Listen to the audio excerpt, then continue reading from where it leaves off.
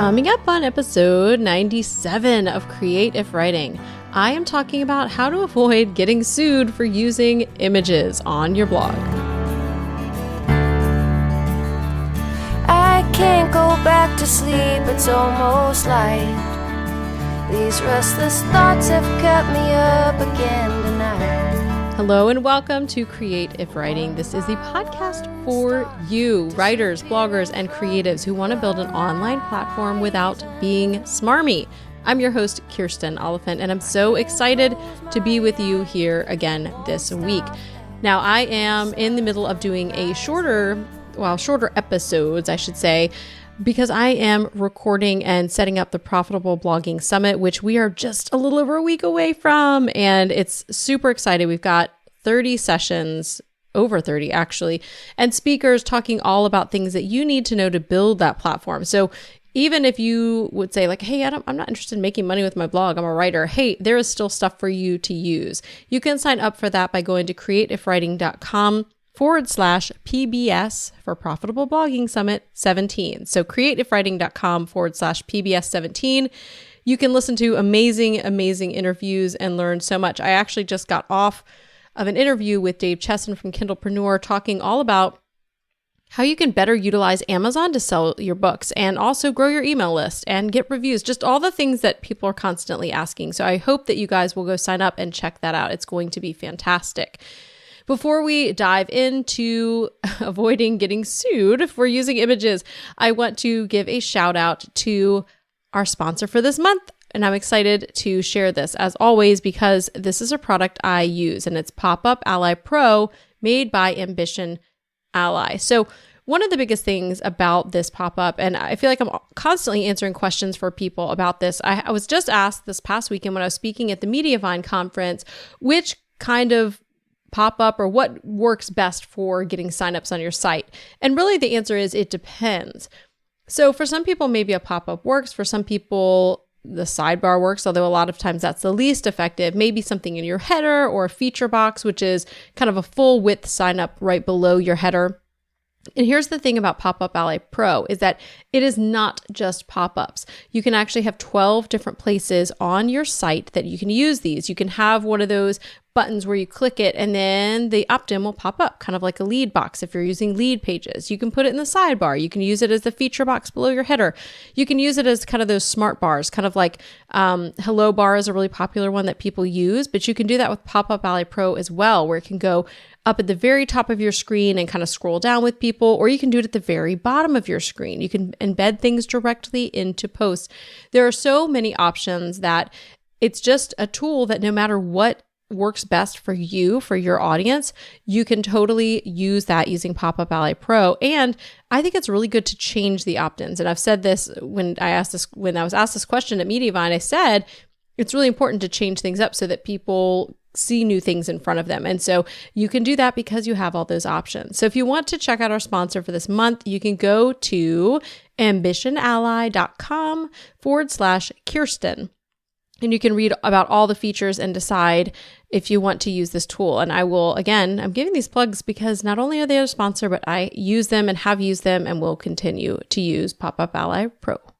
So I wanted to talk this week about images because there have been a lot of articles floating around that are really important, and they're all about getting sued for using images incorrectly. And there are a couple different ones that I will link to, and they're really scary. And I know for me, I actually took my old blog, IstillHatePickles.com. I actually just took it down and made it private recently because I left it up as sort of an archive, but I started blogging in 2007, and I probably did use images that I didn't have permission to use. And I don't have time right now to go through and find them. And so I was like, I'm just taking the whole blog down, which seems extreme. But when you read some of these stories where bloggers were successfully sued for thousands and thousands of dollars for using one image incorrectly, it's a big deal. So I want to share a few things that you need to keep in mind when you're using images on the internet. And this even includes sites that are stock photo sites. So here's what you need to know. There are three main things that you need to think about: permission, attribution, and usage. So I'm going to go through them fairly quickly. And again, I'll have some links to these in the blog and also links to the ones that I particularly use. And you're going to find the show notes once they are up at creativewriting.com/097.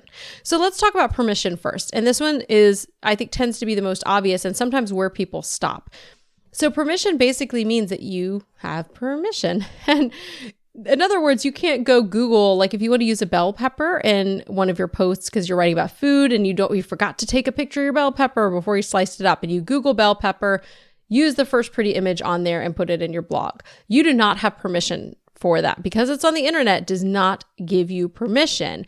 And this is surprising to a lot of people, but just, in case you're one of those people, don't be surprised. It's the same way as you would not like someone taking an image off of your blog and using it without permission. And that's happened to me before, where I've had to email people and be like, hey, this is my image. You cannot use it. Someone actually used one of my food images on their menu in a restaurant.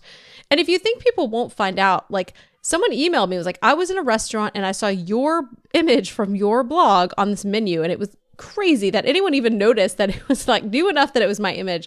And, I didn't sue anyone. I talked to them and we got it taken down. It was fine. But it is a big deal. So you need to make sure you have permission, which is why people tend to use stock photo sites. That gets us into the next two parts, which are attribution and usage, because there's a lot of fine print on these sites. And whether you're using a free site or a paid site, or even just searching Flickr for Creative Commons, you need to look at the second two parts. You need to look at attribution. So attribution is giving credit. So a lot of times, even if you are getting a photo or buying a photo or getting a free photo from one of these sites, you still have to attribute where it came from. And this looks different per site. So you're going to have to read the fine print. I use pixabay.com, and that's the main site that I use. And I've never seen a photo on there that requires attribution. But the sites that I have used that do require attribution will say in the side, like, here's the correct formatting for attribution. And it's usually something like copyright of so-and-so comes from here and here.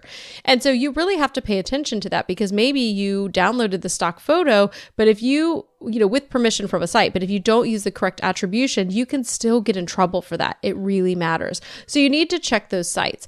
And there is a particular Creative Commons license, apparently someone has told me about. One of them says it's okay to not use any attribution, but you really need to research and look everywhere. So whatever stock photo site you're using, whatever, source you're using for these photos and getting the photos with permission, you need to ask about and find out and read the fine print, or even message people about what attribution you need. And that would just look like putting a caption underneath the photo that says kind of whatever it requires you to say. And this is different per photo. So again, it's kind of a big deal. This is one of the reasons, again, I really like Pixabay, because I've never seen an image that requires attribution. I personally don't love the way that it looks to have that little, whatever under the photo. I just find it kind of distracting. So I always look for ones that don't require attribution. Now, the last bit of this, and again, I said this was going to be quick. This is like very meaty and important stuff, you guys, but really quick, is usage. So a lot of these will say not for commercial use, or they will have a specification on what kind of usage, and you need to look at this. It might be per image, it might be per site. So you need to find a site that you trust, first of all, but also be examining these per image and be examining these as a site-wide thing to find out how you can use them. So if you're someone who likes to do your own book covers, and you are doing a book that's going to go up on Amazon, and you pull a stock photo from a site, you have permission, it doesn't require attribution, that sounds great. But if it says no commercial use, you cannot use that image on the cover of your book for Amazon. And some of them may even say, because your site, if you're having ads on your site, that's commercial and you can't use it. So what I want to really encourage you guys to do is take the extra step to make sure that you have permission, know the attribution, and know the usage, so you are not putting yourself in a position to be sued. And if you think that this isn't something happening, here's the reality. And one of the posts I'll link to shares this in detail. This is actually something that some photographers, nasty photographers, I'm just going to say it, are doing on purpose in order to make money. And a lawyer actually specifically told this blogger that he is representing several different photographers who are actively putting their photos up and, on certain stock photo sites or other places, and then going to look to see who used them without the correct attribution or in the wrong, usage, and then suing them, that this has become like a money-making thing. And that really makes me sick and sad, but that's the world we live in, right? There are people who are going to do things like that. So you need to know, you need to use trustworthy sites and make sure you know all three of those things: permission, attribution, and usage. And one thing that was mentioned in one of the articles, and this is, not something I do, but it's something kind of important to think about, is that you can actually take a screenshot every time you download a photo. And again, I'm not doing that because it's just too time consuming, but I am, again, making sure that I have those three things lined up. But someone recently had I don't remember which company, but it was a very major company of stock photos, that they had purchased a photo and someone sent them a letter like, you're being sued for X amount of dollars because you didn't have permission. And they were able to find in there, the permission that they had because they had an email about it, or maybe they had taken a screenshot. So they were able to prove permission and get that lawsuit tossed out. But it's kind of a scary thing that this is happening, and it's happening frequently. So I don't want you to be scared. I just want you to be knowledgeable. So you need to look whatever site you're using and look per photo just to make sure, because one photo to the next, it may change. Or maybe you want to contact the company, and maybe it's better to use a company that has a better blanket policy. Like, we only have photos with no attribution. We only have photos that are full commercial. You can use it for whatever you want. You may want to use that site so you're not having to look every time, because I can imagine sometimes you might forget, and then you might put yourself in a position to get sued or in trouble. Okay, quick but important, right? Nobody wants to get sued over images. So we have a lot of options for images now, but that means we have to be more careful. So I hope this has been really helpful for you. And if you want to talk more about this, I did a little brief live video about this in the Facebook group, which, if you're not in there, why are you not in there? Come and join us. We're a bunch of people who share ideas, ask questions, and more. You can find that at creativewriting.com/community. So again, if you want to hear find the links that I've mentioned in the show, you can go to the show notes at creativewriting.com/097. And if you are not getting the best part of your week, which I hope is my email, that actually sounds terrible. What I meant to say, I'm leaving it in here because sometimes you just say things and they come out. I think the best thing I offer each week, there we go, that's what I mean.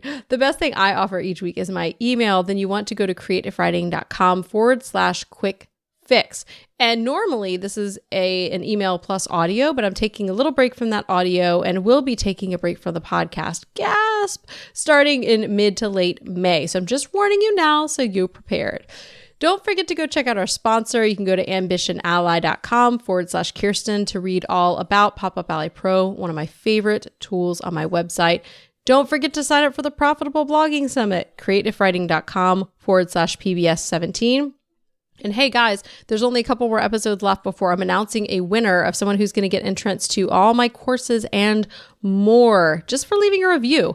Lots of you have left reviews since I've started announcing this, but if you don't send me a screenshot or tag me on Twitter at KikiMojo with that screenshot, you're not entered. So I will just say, of all of you who've left reviews, the entry for this is really low, so you've got a good chance of winning.